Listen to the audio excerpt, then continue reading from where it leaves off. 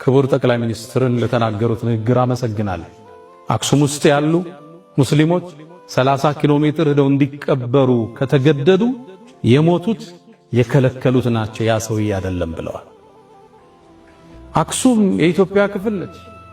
መጀመሪያ እስልምናን የተቀበለ ምድር ነው። ሙስሊሞች እዛው ተወልደው ቋንቋቸው እዛው እትብታቸው እዛው ተቀብረው ዛሬ ለመቀበር 30 እና 50 ኪሎ ሜትር ከከተማዋ መውጣት ይጠበቅባቸው። ለምን ስትላቸው አክሱም ዳግማዊ ኢየሩሳሌም ነች ይለዋል። እሺ ኢየሩሳሌም እስራኤል ውስጥ መስጂድ አለ፣ ሙስሊሞች አሉ፣ ሙስሊሞች ይከበራሉ ዋናው ቦታ ላይ። እዚህ ለምን ከለከልካቸው? ሕገ መንግሥቱ የሃይማኖት ነፃነትን አውጇል። አንተ ለምን ነፈካቸው? አክሱም ውስጥ መጠጥ ቤቶች አሉ፣ ሺሻ ቤቶች አሉ፣ ይጠጣል፣ ይጨሳል።